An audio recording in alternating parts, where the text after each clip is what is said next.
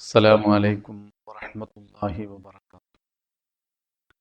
بسم الله ما شاء الله كان وما لم يشاء لم يكن ولا حول ولا قوة إلا بالله. والصلاة والسلام عليك يا سيدي يا رسول الله. خذ بيدي قلت حيلتي أدركني. പ്രിയപ്പെട്ട സഹോദര സഹോദരിമാർ, പരിശുദ്ധ റമദാൻ 26 27-ാം രാവ് ഇന്നത്തെ രാത്രിയാണല്ലോ. ഇബാദത്തുകൾ കൂടുതൽ ചെയ്യാനും അള്ളാഹുലേക്ക് കൂടുതൽ അടുക്കാനുമുള്ള വളരെ അമൂല്യമായ സമയങ്ങൾ നമ്മിലേക്ക് വരുമ്പോൾ അതിൻ്റെ പ്രാധാന്യം നാം മനസ്സിലാക്കുകയും ലൈലത്തുൽ ഖദ്ർ ഏറ്റവും പ്രതീക്ഷിക്കുന്ന ഒരു രാത്രി എന്ന നിലയിൽ നാം ആരാധനകളെ കൊണ്ട് സജീവമാക്കുകയും വേണം. അള്ളാഹു തൗഫീഖ് നൽകട്ടെ. ഫിത്ർ സക്കാത്തുമായി ബന്ധപ്പെട്ട ചില വിഷയങ്ങളാണ് നിങ്ങളുടെ ശ്രദ്ധയിൽ നിന്ന് പെടുത്തുന്നത്. ഫിത്ർ സക്കാത്ത് എന്ന് പറയുമ്പോൾ സക്കാത്തുൽ ബദൻ, നമ്മുടെ ശരീരത്തിൻ്റെ സക്കാത്ത് എന്ന പേരിൽ അതറിയപ്പെടുന്നുണ്ട്. സ്വത്തിൻ്റെ സക്കാത്ത് അല്ല, ശരീരത്തിൻ്റെ സക്കാത്താണ് അത്. ഈ ഫിത്ർ സക്കാത്ത് നിസ്കാരത്തിൻ്റെ സഹവിൻ്റെ സുജൂദ് പോലെയാണ്. നോമ്പിൽ വന്ന പിഴവുകൾ വല്ലതും ഉണ്ടെങ്കിൽ അത് പരിഹരിച്ചു പോകാൻ ഈ ഫിത്ർ സക്കാത്ത് കാരണമായി തീരും എന്ന് പണ്ഡിതന്മാർ രേഖപ്പെടുത്തിയിട്ടുണ്ട്. നോമ്പും ഇവൻ്റെ ആരാധനകളും ആകാശത്തിൻ്റെയും ഭൂമിയുടെയും ഇടയിലാണ്. ഫിത്ർ സക്കാത്ത് കൂടി ഉണ്ടാകുമ്പോൾ തടസ്സമേതുമില്ലാതെ അത് വാനിലേക്ക് ഉയർത്തപ്പെടും എന്ന് പണ്ഡിതന്മാർ ഇതിനെക്കുറിച്ച് പറഞ്ഞിട്ടുണ്ട്. വളരെ പ്രാധാന്യമുള്ള നോമ്പ് അവസാനിക്കുമ്പോൾ പ്രത്യേകം ശ്രദ്ധിക്കേണ്ട, ചെയ്യേണ്ട ഒരു ഇബാദത്ത് തന്നെയാണ്. അതുകൊണ്ട് ഈ കാര്യം പ്രത്യേകം മനസ്സിലാക്കുകയും അത് അതിൻ്റേതായ രൂപത്തിൽ തന്നെ നിർവഹിക്കാൻ ഒരുങ്ങുകയും വേണം. ഉപായങ്ങളില്ലാതെ നാം ഓരോരുത്തരും അത് അതിൻ്റേതായ ശരിയായ രൂപത്തിൽ തന്നെ നിർവഹിക്കാൻ ശ്രമിക്കുന്നതാണ് ഏറ്റവും നല്ലത്. ഏതൊരു വിഷയങ്ങളും അതിന് അതിൻ്റെ പൂർണ്ണമായ രൂപവും ചില ആനുകൂല്യങ്ങളും അപ്രബലമായ അഭിപ്രായങ്ങൾ സ്വീകരിച്ചു കൊണ്ടുള്ള രീതിയും ഒക്കെ ഉണ്ടാകാം. എന്നാൽ അതിനൊന്നും നിൽക്കാതെ സംഗതി ചെറിയ ഒരു ഇബാദത്താണെങ്കിലും ഇതുകൊണ്ട് അമൂല്യമായ 10-30 ദിവസങ്ങളിലെ ആരാധനകളുടെ വീര്യം വർദ്ധിപ്പിക്കുന്ന ഒരു ഇബാദത്താണ് എന്ന നിലയിൽ തന്നെ ഇതിനെ കാണുകയും അത് അതിൻ്റേതായ രൂപത്തിൽ നിർവഹിക്കാൻ പ്രത്യേകം ശ്രദ്ധിക്കുകയും ചെയ്യണം. സക്കാത്തുൽ ബദൻ എന്ന് പേര് വന്നാലും കൊടുക്കേണ്ടത് സ്വത്ത് തന്നെയാണ്. എന്ന് പറഞ്ഞാൽ അവനവൻ ജീവിക്കുന്ന രാജ്യത്തെ മുഖ്യാഹാരം അതാണ് ഫിത്ർ സക്കാത്തായി നൽകേണ്ടത്. പെരുന്നാൾ ദിവസം രാവും പകലും തനിക്ക് ആവശ്യമായ ഭക്ഷ്യവസ്തുക്കൾ, വസ്ത്രം, പാർപ്പിടം, തൻ്റെതായ കടം, ഇതെല്ലാം കഴിച്ച് വല്ലതും മിച്ചമുണ്ടെങ്കിൽ, അങ്ങനെ മിച്ചമുണ്ടെങ്കിലാണ് സക്കാത്ത് നിർബന്ധമാകുന്നത്. ഇവൻ്റേതും ഇവൻ ചെലവിന് കൊടുക്കൽ നിർബന്ധമായവരുടേതും ഈ കാര്യങ്ങളെല്ലാം കഴിച്ച് മിച്ചമുള്ളവൻ അവനാണ് സക്കാത്ത് കൊടുക്കേണ്ടത്.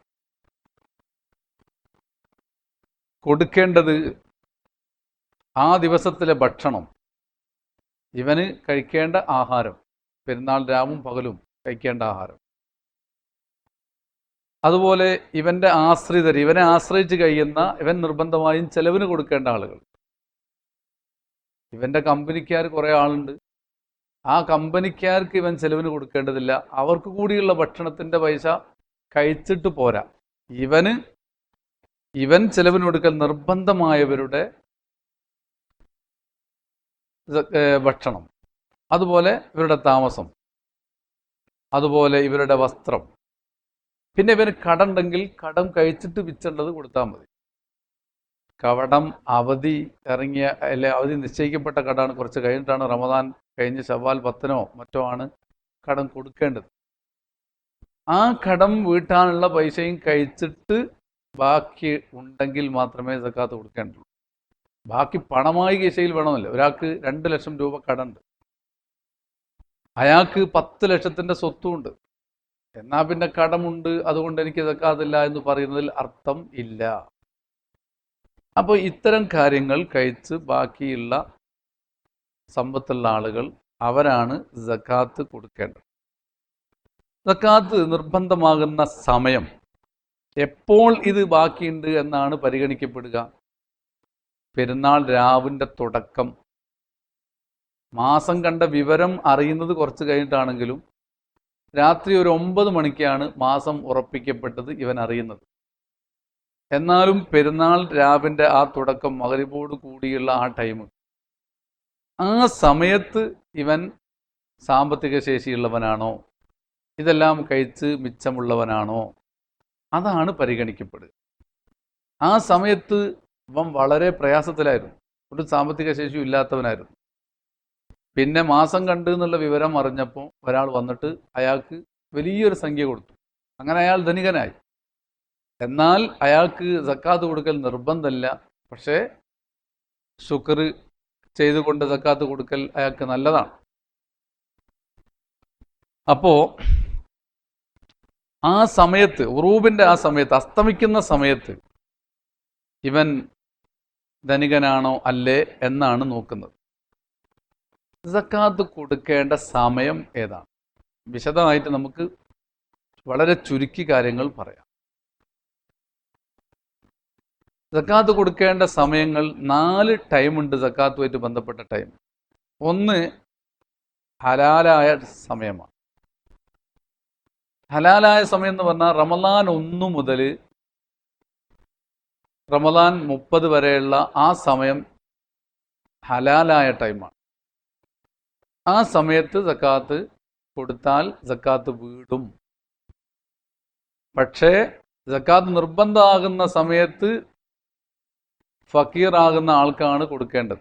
സക്കാത്ത് നിർബന്ധമാകുന്ന സമയത്ത് അവൻ എവിടെയാണോ ഉള്ളത് അവിടേക്കാണ് കൊടുക്കേണ്ടത്. ഈ കാര്യങ്ങളൊക്കെ ഒന്ന് പാലിക്കണം.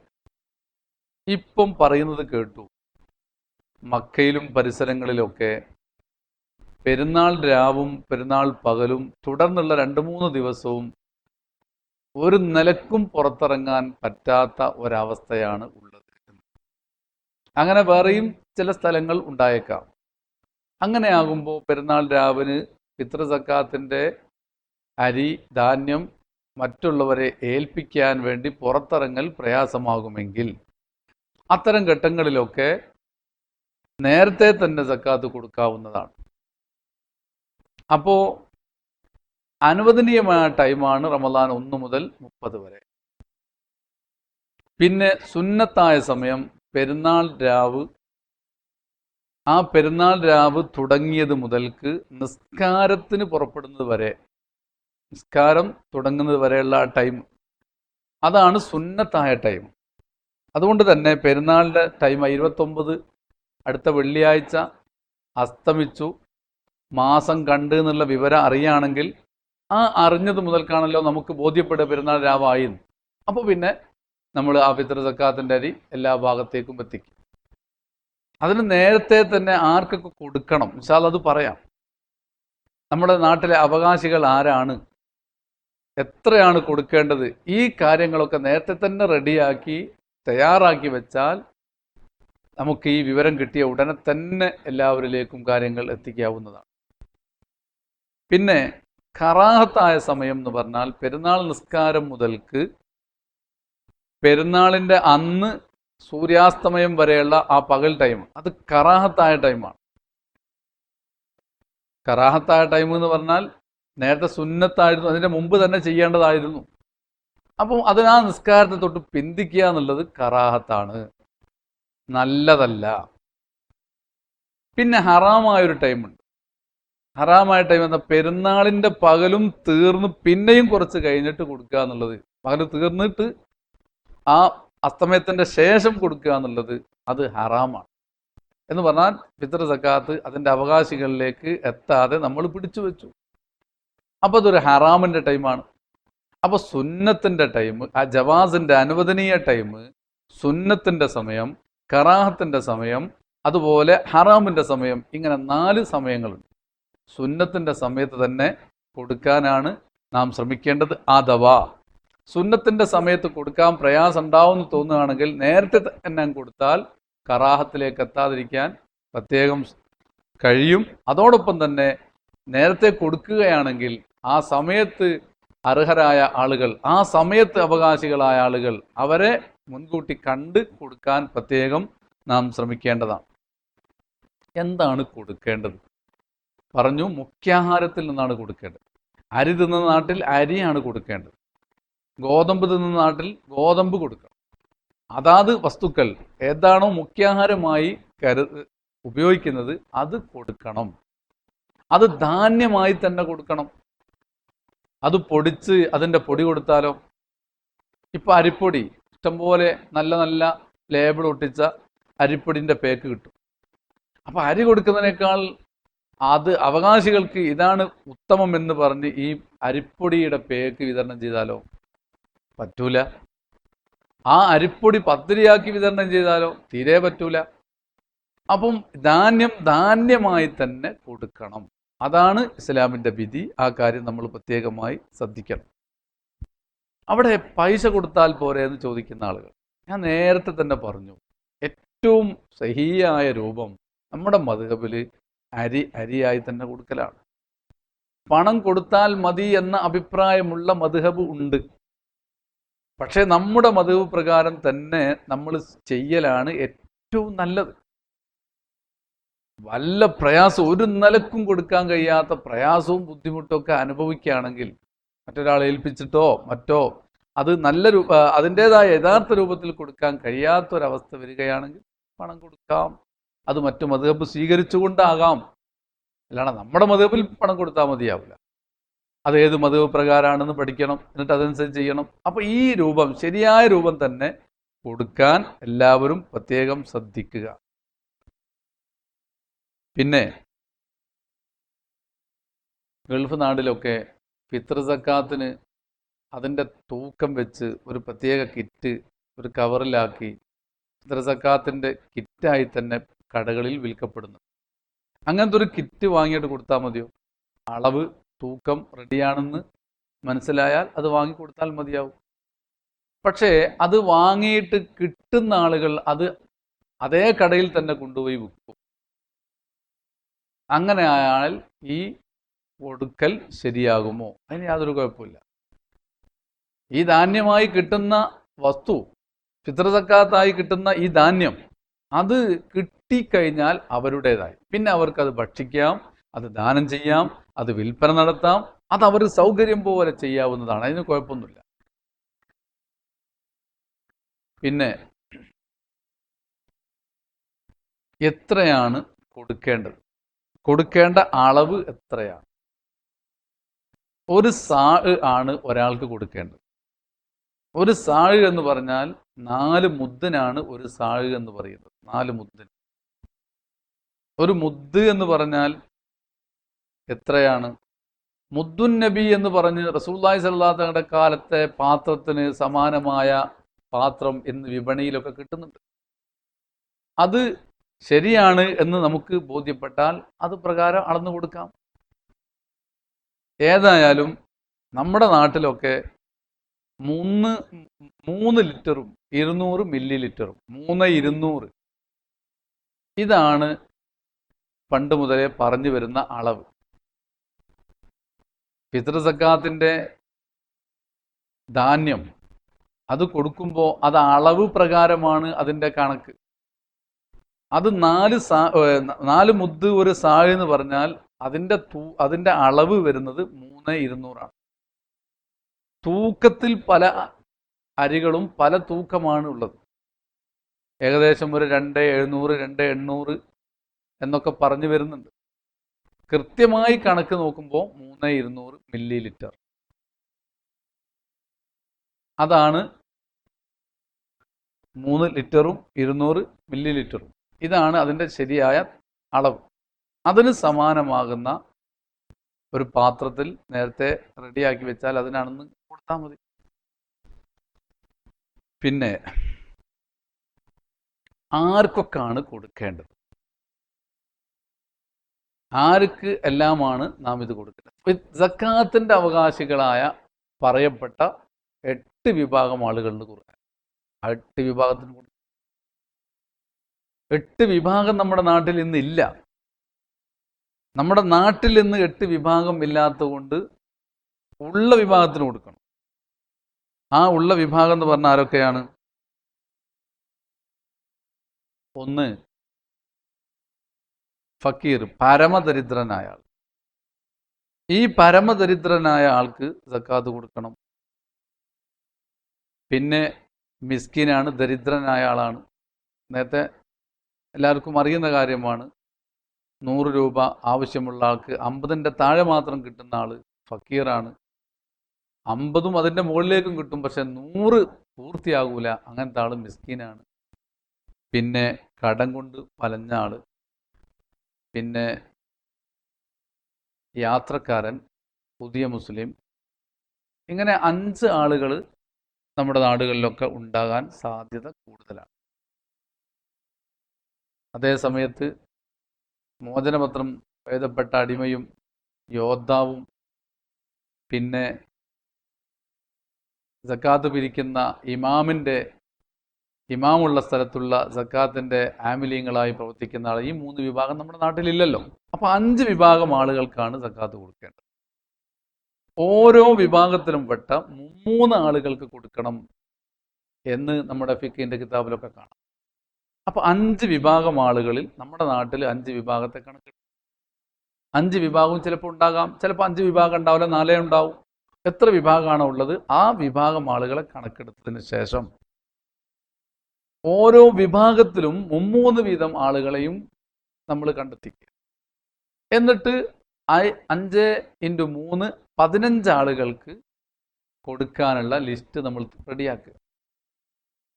അല്ലെങ്കിൽ എത്ര വിഭാഗം? 4 ആളുകളാണുള്ളത്, 4 വിഭാഗം ആളുകളാണ്. 4ൽപ്പെട്ട 3 ആളുകൾ, അങ്ങനെ 4 3 12 ആളുകൾ. അങ്ങനെ നമ്മൾ ആദ്യം തന്നെ അവരുടെ ലിസ്റ്റ് റെഡിയാക്കി എടുക്കണം. ഈ സക്കാത്ത് എവിടെയാണ് കൊടുക്കേണ്ടത്? നമ്മൾ പറഞ്ഞു സക്കാത്ത് നിർബന്ധമാകുന്ന ടൈം അസ്തമയ സമയത്ത് എവിടെയാണോ ഉള്ളത് അവിടെ കൊടുക്കണമെന്നാണ്. അസ്തമയ സമയത്ത് എവിടെയാണോ ഉള്ളത് അവിടെയാണ് സക്കാത്ത് കൊടുക്കേണ്ടത്. അപ്പോൾ നമ്മൾ സക്കാത്ത് നിർബന്ധമാകുന്ന ആ ടൈം അസ്തമയ സമയമാണല്ലോ. ആ സമയത്ത് നമ്മളൊരു ഹോസ്പിറ്റലിൽ പോയതായിരുന്നു. ഉദാഹരണത്തിന് പറയാം, നമ്മൾ കോഴിക്കോടാണ് നമ്മളുള്ളത്. നമ്മുടെ വീട് ഉള്ളത് മറ്റൊരു സ്ഥലത്താണ്, മഞ്ചേരിയാണ്, ഉദാഹരണത്തിനും പറയാം. അപ്പോൾ ഈ സക്കാത്ത് ശരിയായ രൂപത്തിൽ കൊടുക്കണം എന്ന് പറയുമ്പോൾ കോഴിക്കോടാണ് ഇവൻ്റെ സക്കാത്ത് കൊടുക്കേണ്ടത്, ഇവൻ്റെ ഭാര്യയും കുട്ടികളും മഞ്ചേരിയാണ്, അവരുടെ സക്കാത്ത് അവിടെയാണ് കൊടുക്കേണ്ടത്. പ്രയാസങ്ങളാകുമ്പോൾ മാത്രമാണ് മറ്റു മാർഗങ്ങളെക്കുറിച്ച് ആലോചിക്കേണ്ടത്, ചിന്തിക്കേണ്ടത്. ഇൻഷാ അല്ലാഹ് അതൊക്കെ നമുക്ക് പറയാം. കൊടുക്കുന്ന രീതി,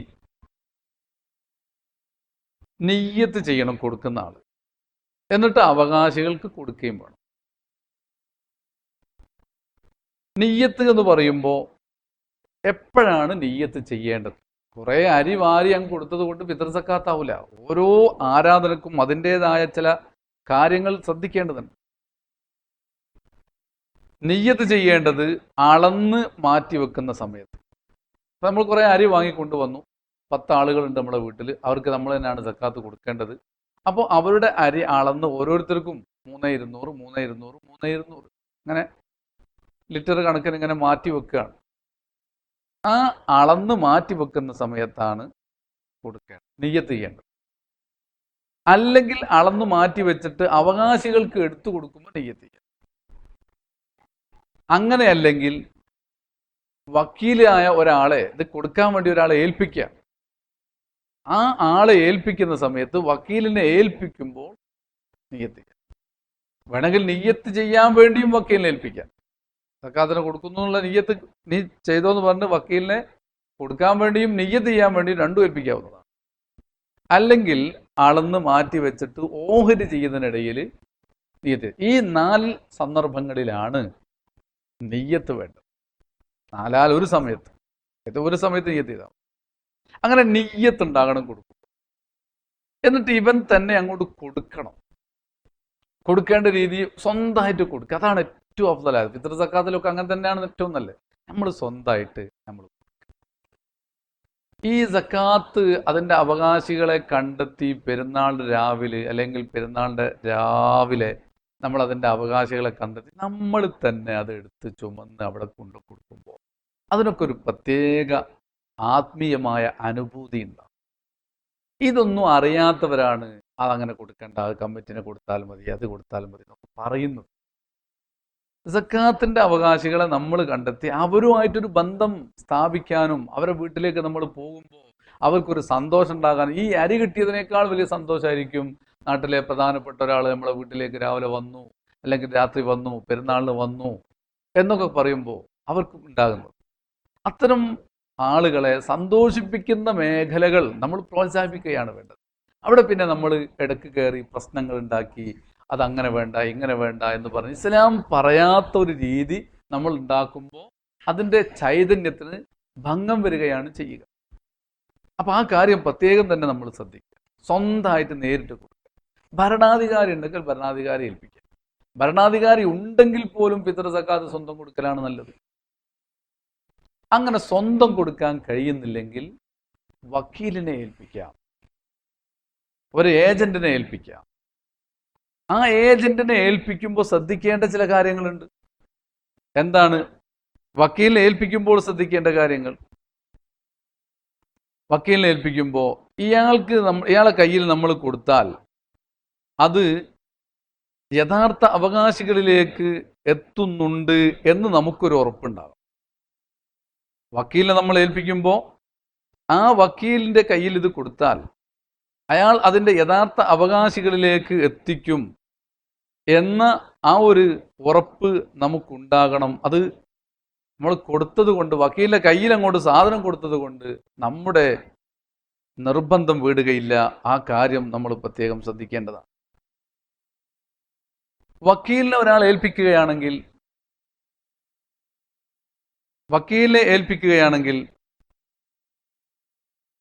വക്കാലത്ത് ഏൽപ്പിക്കപ്പെട്ട ആളെ ഏത് സമയത്തും ഒഴിവാക്കാനും ആ വക്കാലത്തിൽ നിന്ന് ഏൽപ്പിച്ചാക്ക് പിൻവാങ്ങാനുമുള്ള സൗകര്യം എപ്പോഴും ഉണ്ടാകണമെന്നാണ്. ഇപ്പം നമ്മളൊരു കമ്മിറ്റിനെ വക്കീലാക്കി ഏൽപ്പിച്ചു.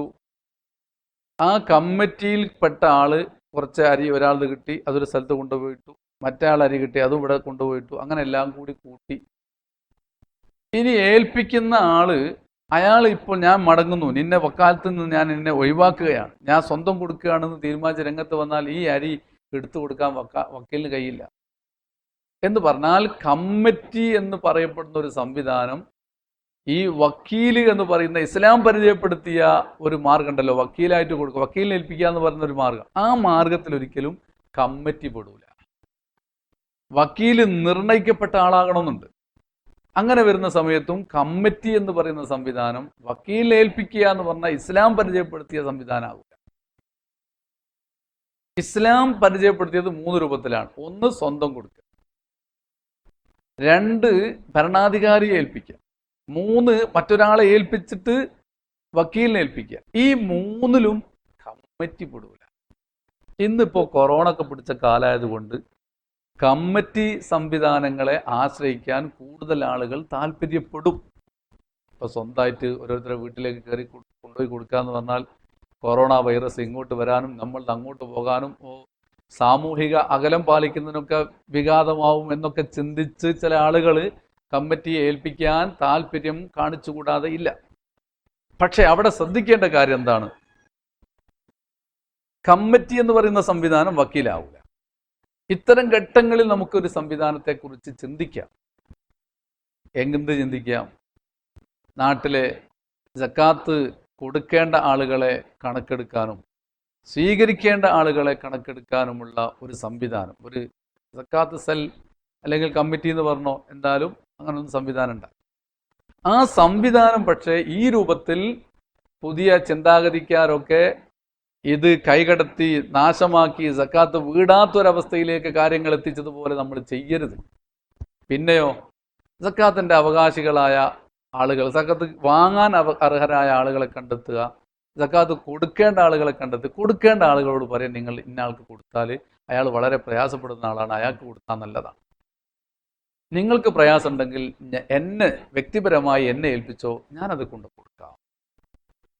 അങ്ങനെ കുറേ സന്നദ്ധരായ പ്രവർത്തകന്മാർ ഒരുമിച്ച് കൂടി അങ്ങനെ എത്തിക്കുന്ന സംവിധാനങ്ങളെക്കുറിച്ച് ആലോചിക്കാം. ഇപ്പോൾ കൊറോണ കാലത്ത് കിറ്റ് വിതരണം നടക്കാറുണ്ട് പല സംഘടനകളെയും കീഴിൽ. അപ്പോൾ അവരിൽ നിന്ന് വാങ്ങി അവിടെ എത്തിച്ചു കൊടുക്കുന്ന ഒരു സംവിധാനത്തെക്കുറിച്ച് ആലോചിക്കാം, ചിന്തിക്കാം, കൊടുക്കാം. അതേ സമയത്ത് കമ്മിറ്റിയെ ഏൽപ്പിക്കുക, കമ്മിറ്റി കിട്ടുന്ന ആളുകൾ പരക്കെ ഒരുമിച്ച് കൂട്ടുക, എന്നിട്ട് അവകാശികളെ കണ്ടെത്തി അവർ കൊടുക്കുക എന്ന് പറയുന്ന സംവിധാനം അത് സാധുവാകാത്ത രീതിയാണ്. സാധുവാകുന്ന രീതിയിൽ തന്നെ പ്രത്യേകം അത് ചെയ്യണമെന്ന് ഓർമ്മപ്പെടുത്തുകയാണ്. പിന്നെ അവകാശികളിലേക്ക് കൊടുക്കണമെന്ന് പറയുമ്പോൾ അവിടെ വളരെ ശ്രദ്ധിക്കേണ്ട ചില കാര്യങ്ങൾ. മുതിർന്ന കുട്ടികളുടെ സക്കാത്ത് ഇപ്പോൾ 25 വയസ്സായൊരു മോനുണ്ട്, കല്യാണം കഴിച്ചിട്ടില്ല, അല്ലെങ്കിൽ കല്യാണം കഴിച്ചു, എന്തുവാണ്, വാപ്പയാണ് അവൻ്റെ ചിലവൊക്കെ എടുക്കുന്നത്. ഫിത്ർ സക്കാത്ത് കൊടുക്കുന്ന സമയത്ത് വാപ്പന്നെ ഇത്ര വീട്ടിൽ 7 ആളുണ്ട്, അയാൾക്ക് ഇത്ര ആവും എന്ന് കണക്ക് കൂട്ടി അരി വാരി കൊടുത്ത് നിയ്യത്തും ചെയ്ത് അങ്ങ് കൊടുത്താൽ ഈ 25 വയസ്സായ മകൻ്റെ സക്കാത്ത് വാപ്പ കൊടുത്തത് ശരിയാകണമെങ്കിൽ വാപ്പയെ മോനേൽപ്പിക്കണം. ഉപ്പ എൻ്റെ സക്കാത്ത് നിങ്ങൾ കൊടുത്തോളൂ. അതെന്ത് ഏൽപ്പിക്കാനോ? എൻ്റെ ചിലവൊക്കെ ഞാനല്ലേ വഹിക്കുന്നത്. ചിലവ് വഹിച്ചു എന്നുള്ളത് ശരി. അത് വാപ്പ ബില്ല് ചോദിക്കാത്തത് കൊണ്ട് ഇവനെ സംബന്ധിച്ചിടത്തോളം തടി സലാമത്തായി. പക്ഷേ ഫിത്ർ സക്കാത്ത് കൊടുക്കേണ്ട ഉത്തരവാദിത്വം ഈ മുതിർന്ന മകന് തന്നെയാണ്. അവൻ സ്വന്തമായി അത് ചെയ്യുന്നില്ല, വേറൊരാളാണ് ചെയ്യുന്നത്. അവൻ്റെ ഇബാദത്ത് അവൻ ചെയ്യുന്നതിന് പകരം മറ്റൊരാളാണ് ചെയ്യുന്നതെങ്കിൽ അവൻ എന്ത് ചെയ്യണം? മറ്റേ ആളെ ഏൽപ്പിക്കണം, വാപ്പയെ ഏൽപ്പിക്കണം. അതുപോലെ ഭാര്യയുടെ സക്കാത്ത് കൊടുക്കേണ്ടത് ഭർത്താവാണ്. ചെലവും കാര്യമൊക്കെ നമ്മൾ തന്നെയാണ് നോക്കുന്നത് എന്നതുകൊണ്ട് ഭാര്യയും മക്കളും സമയമാകുമ്പോൾ അരി വാരി കൊടുത്താൽ പോരാ. അവർ നേരത്തെ ഭർത്താവിനെ ബന്ധപ്പെടുകയും ഫോണിലെങ്കിലും വിളിച്ച് ബന്ധപ്പെടുകയും എന്നിട്ട് ഫിത്ർ സക്കാത്തിൻ്റെ അരി വാങ്ങാനുള്ള കൊടുക്കാനുള്ള ഉത്തരവാദിത്വം ഞങ്ങളെ ഏൽപ്പിക്കണം, ഞങ്ങളെ വക്കാലത്താക്കണം എന്ന് പറഞ്ഞിട്ട് ആ വക്കാലത്ത് അവരെ കൊണ്ട് ആക്കിപ്പിക്കുന്ന രീതി ഉണ്ടാകണം. അവർ വക്കാലത്താക്കണം, അവരത് സ്വീകരിക്കണം, ഏറ്റെടുക്കണം, എന്നിട്ട് ഇവർ കൊടുക്കുക. അല്ലാതെ ഭാര്യയും ഭർത്താവും തമ്മിൽ യാതൊരു സംസാരവും ഇല്ല. പൈസ അങ്ങനെ ആക്കുന്നുണ്ട്, ചെലവെടുത്തുന്നുണ്ട്, ചെലവുപെട്ട ഒന്നാണ് ഈ ഫിത്ർ സക്കാത്ത് എന്ന് കരുതി ഭാര്യ അങ്ങ് കൊടുത്താൽ അരി അവർക്ക് കിട്ടുന്നല്ലാതെ സക്കാത്ത് കിട്ടില്ല. ആ കാര്യം പ്രത്യേകം ശ്രദ്ധിക്കേണ്ടതാണ്. സക്കാത്ത് അവകാശികൾക്ക് കൊടുക്കണം എന്ന് പറഞ്ഞല്ലോ, അവിടെയും ഉണ്ട് ഈ വിഷയം. ഒരു പെണ്ണ്, ഭർത്താവുള്ള പെണ്ണ് ഫക്കീർ അല്ല, മിസ്കീനല്ല. ഭർത്താവ് ചെലവിന് കൊടുക്കുന്നുണ്ടെങ്കിൽ ഫക്കീറും മിസ്കീനും അല്ല എന്നാണ്. കാരണം ഭർത്താവ് അവൾക്ക് ചെലവിന് കൊടുക്കണം. അപ്പോൾ ഒരു പെണ്ണിന് ഫിത്ർ സക്കാത്ത് നമ്മൾ കൊടുത്താൽ ആ സക്കാത്ത് അവകാശികൾക്കായി തീരൂല. ചെലവിനൊന്നും കിട്ടുന്നില്ല, ആ പെണ്ണിനൊന്നും കിട്ടുന്നില്ല, ചെണ്ടന് മക്കളെ പോറ്റാൻ യാതൊരു നിർവാഹമില്ല. ഇത്തരം ഘട്ടങ്ങളിൽ അത് വേറെ വിഷയം. അതേ സമയത്ത് ചെലവിന് കിട്ടുന്നുണ്ട്. അങ്ങനത്തെ ഒരു അവസ്ഥയിൽ ഇവർക്ക് ഫിത്ർ സക്കാത്ത് കൊടുത്താൽ അത് വീടുകയില്ല. പിന്നെ പ്രായമുള്ള ഒരാൾ, നമ്മുടെ നാട്ടിലൊക്കെ വയസ്സായ കുറേ ആൾക്കാരുണ്ട്. അത്തരം ആളുകൾക്ക് പ്രായമുണ്ട് എന്നുള്ളതല്ല, അത്ര മുതിർന്ന മക്കളുള്ള വാപ്പ അല്ലെങ്കിൽ ഉമ്മ, അവർക്ക് ഫിത്ർ സക്കാത്ത് കൊടുത്താലും വിടൂല. കാരണം അവർ ഫക്കീർ മിസ്കീനല്ല. ഈ ഉപ്പക്കും ഉമ്മക്കും ചെലവിന് കൊടുക്കേണ്ടത് മക്കളാണ്. മക്കൾ ചെലവിന് കൊടുക്കണം. അപ്പോൾ ചെലവിന് കിട്ടാനുള്ള മാർഗമുണ്ട്. അതുകൊണ്ട് തന്നെ ഫക്കീറും മിസ്കീനും അല്ല എന്നാണ് ഇസ്ലാമിന്റെ നിയമം. കിട്ടുന്നില്ലെങ്കിൽ പിന്നെ വേറെ വിഷയം. അതുപോലെ ജോലിയുള്ള ഒരാളാണെങ്കിൽ, നല്ല മാന്യമായ ജോലിയുള്ള ആളാണ്, അയാൾക്കൊരു ദിവസത്തേക്ക് 100 റുപ്യാണ് ചെലവ്, അല്ല 200 റുപ്യാണ്, അല്ല 500ആണ്. ആ 500 ജോലിക്ക് പോയാൽ കിട്ടുന്നുണ്ട്. ജോലി നീക്കിയിരിപ്പൊന്നുമില്ല, ജോലിയുണ്ട്, അയാളെ കാര്യങ്ങൾ ഒത്തുപോകുന്നു. അയാളെ ജോലി സ്ഥിരമായ ഒരു ജോലിയാണെങ്കിൽ അയാൾ സക്കാത്തിന് അർഹനല്ല. കടോ മറ്റോ വേറെ ഉണ്ടെങ്കിൽ, വേറെ പ്രയാസങ്ങൾ ഉണ്ടെങ്കിൽ അത് വേറെ വിഷയം നമുക്ക്.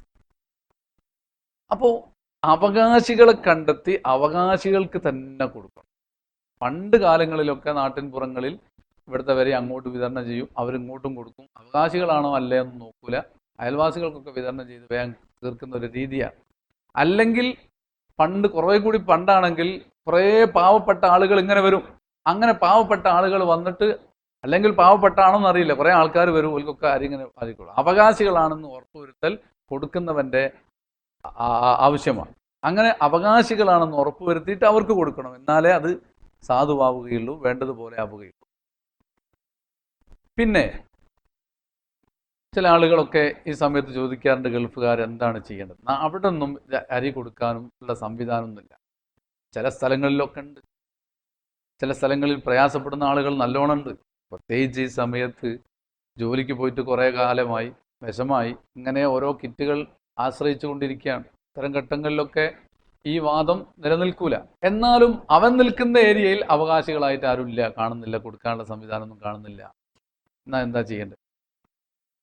അവനവന്റെ നാട്ടില്, അവൻ നിൽക്കുന്ന സ്ഥലത്ത് സക്കാത്തിന്റെ അവകാശികളായിട്ട് ഇല്ലെങ്കിൽ എന്താണ് ചെയ്യേണ്ടത്? അത്തരം ഘട്ടങ്ങളിലൊക്കെ നാട്ടിലേക്ക്, അവൻ നിൽക്കുന്ന സ്ഥലത്തും പരിസരങ്ങളും ഇല്ലെങ്കിൽ പിന്നെ ഈ വിഷയം കൊടുക്കാൻ വേണ്ടി നാട്ടിലേക്ക് ഏൽപ്പിക്കാൻ പറ്റുമോ പറ്റൂലേ? നമ്മുടെ മദ്ഹബില് പ്രബലമായ അഭിപ്രായം നിൽക്കുന്ന നാട്ടിൽ തന്നെ കൊടുക്കുക എന്നുള്ളതാണ്. അതേ സമയത്ത് സക്കാത്തുമായിട്ട് ബന്ധപ്പെട്ട വിഷയത്തിൽ ചില മസലകളിൽ മദ്ഹബ് മാറാം എന്ന് നമ്മുടെ ഷാഫി മദ്ഹബിൽ തന്നെ ചില പണ്ഡിതന്മാർ പറഞ്ഞു. അതിൽപ്പെട്ട ഒരു വിഷയമാണ് സക്കാത്തിന്റെ മഹല്ല് വിട്ട് മറ്റൊരു നാട്ടിലേക്ക് സക്കാത്ത് കൊടുക്കുക എന്നുള്ള വിഷയം. അത് ഈ സമയത്ത് മദ്ഹബ് മാറാം എന്ന അഭിപ്രായം നമ്മുടെ മദ്ഹബിൽ തന്നെ ഉണ്ട്. പ്രബലായ അഭിപ്രായം, ഒന്നുകൂടി പറയട്ടെ, പ്രബലായ അഭിപ്രായ പ്രകാരം ഏത് നാട്ടിലാണോ അവിടെ കൊടുക്കണമെന്ന്. അതേ സമയത്ത് പ്രബല അല്ലാത്തൊരു അഭിപ്രായം ഉണ്ട്, നാട് മാറി കൊടുക്കാം. ഇങ്ങനെ കുടുങ്ങിയ സമയത്ത് ആ അഭിപ്രായം ചെയ്യും. നാട്ടിലെ സക്കാത്തിന്റെ അവകാശികളായ ആളുകൾ എത്ര വിഭാഗമുണ്ടോ ആ വിഭാഗത്തിന്റെ കണക്കെടുത്തിട്ട് അതിൽപ്പെട്ട ഓരോ വിഭാഗത്തിലെയും 3 വീതം ആളുകൾക്ക് കൊടുക്കണം എന്നതാണ് പ്രബലമായ അഭിപ്രായം. അവിടെയും ആ പ്രബലമായ അഭിപ്രായമല്ലാത്ത മറ്റൊരു രീതി, അഥവാ ഒരു സിൻഫിൽപ്പെട്ട, ഒരു വിഭാഗത്തിൽപ്പെട്ട ആൾക്ക് കൊടുക്കാം, ഒരു വ്യക്തിക്ക് തന്നെ കൊടുക്കാം എന്ന അഭിപ്രായങ്ങളൊക്കെ പറ്റുമെന്ന് നമ്മുടെ മദ്ഹബിൽ തന്നെ ചില അഭിപ്രായങ്ങളുണ്ട്. ഒന്നുകൂടി ഞാൻ പറയുന്നു, അത് പ്രബലായ അഭിപ്രായമല്ല. പ്രബലായ അഭിപ്രായം നേരത്തെ പറഞ്ഞതാണ്. ആ പ്രബലായ അഭിപ്രായം പ്രയോഗവൽക്കരിക്കാൻ ബുദ്ധിമുട്ട് തോന്നുന്നു എങ്കിൽ പ്രബലല്ലാത്ത ഈ അഭിപ്രായ പ്രകാരം കുടുങ്ങുന്ന സമയത്ത് ഇങ്ങനെയൊക്കെ ചെയ്യാവുന്നതാണ് എന്ന് പണ്ഡിതന്മാർ പറഞ്ഞിട്ടുണ്ട്. പിന്നെ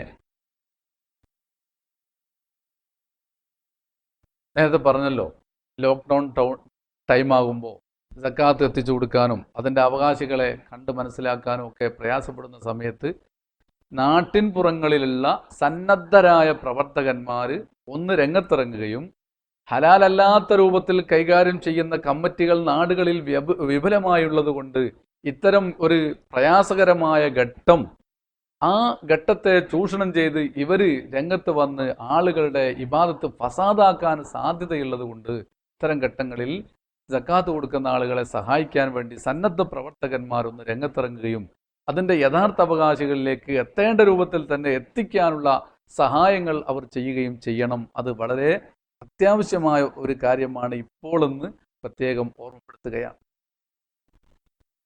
പിന്നെ കമ്മിറ്റി പോരാ, കമ്മിറ്റി ഫിത്ർ സക്കാത്ത് ഏറ്റെടുക്കാനും അത് വിതരണം ചെയ്യാനും കമ്മിറ്റി സംവിധാനം പോരാ എന്നുള്ളതിൻ്റെ കാരണം നേരത്തെ പറഞ്ഞു, അതുകൊണ്ടാണ്. പിന്നെ